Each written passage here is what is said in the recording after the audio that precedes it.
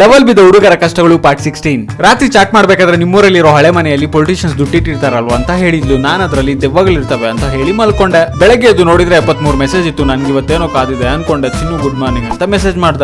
ನಾನಂದ್ರೆ ನಿಂಗೆ ಇಷ್ಟ ಇಲ್ವಾ, ರಾತ್ರಿ ಎಲ್ಲ ಮೆಸೇಜ್ ಮಾಡ್ತಿದ್ದೀನಿ, ಅದನ್ನ ನೋಡಕ್ಕಾಗಲ್ವಾ, ನಾನಂದ್ರೆ ನಿಂಗೆ ಪ್ರೀತಿನೇ ಇಲ್ಲ ಅಂತ ಮೆಸೇಜ್ ಮಾಡಿದ್ಲು. ಏ ಚಿನ್ನು, ದೇವ್ದ ಮನೆ ಅದು, ಹೆಂಗೋಗ್ಲಿ ನಾನು, ನಿಂಗೇನ್ ಬುದ್ಧಿ ಇಲ್ವಾ ಅಂದ. ನಾನೇನ್ ರಾತ್ರಿ ಟೈಮ್ ಹೋಗೋ ಅನ್ನ, ಡೇ ಟೈಮ್ ಹೋಗೋ ಅಂದ್ಲು. ಅಲ್ಲಿ ದುಡ್ಡು ಸಿಗ್ಲಿಲ್ಲ ಅಂದ್ರ ಸಿಗ್ಬೋದು ಮುದ್ದು, ಯಾಕಂದ್ರೆ ಊರವ್ರು ಯಾರು ಹೋಗಲ್ಲ ಅಂತ ಅಲ್ಲಿ ಮುಚ್ಚಿಟ್ಟಿರ್ಬೋದಲ್ವಾ.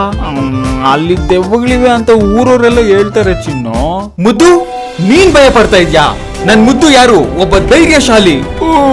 ನನ್ ಮುದ್ದು ಯಾರು? ಒಬ್ಬ ಶಕ್ತಿಶಾಲಿ. ನನ್ ಮುದ್ದು ಯಾರು? ಹನುಮಂತನ ಭಕ್ತ.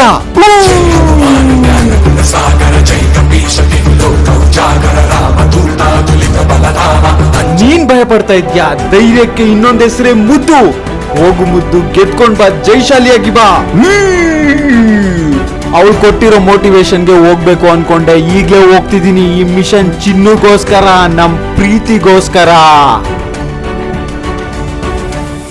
ಅಲ್ಲಿ ನಂಗೇನಾದ್ರು ಆದ್ರೆ ಇದೇ ತರ ತುಂಬಾ ಸ್ಟೋರೀಸ್ ಇವೆ. ಯಾರೆಲ್ಲ ಲವ್ ಅಲ್ಲಿ ಇದಿರೋ ಅವರು ಸಿಂಗಲ್ಸ್ಗೆ ಶೇರ್ ಮಾಡಿ ಹೇಳಿ ಮಗ, ಲವ್ ಅಲ್ಲಿ ಬಿದ್ಮೇಲೆ ಲೈಫ್ ಇಸ್ ನಾಟ್ ಈಸಿ ಅಂತ.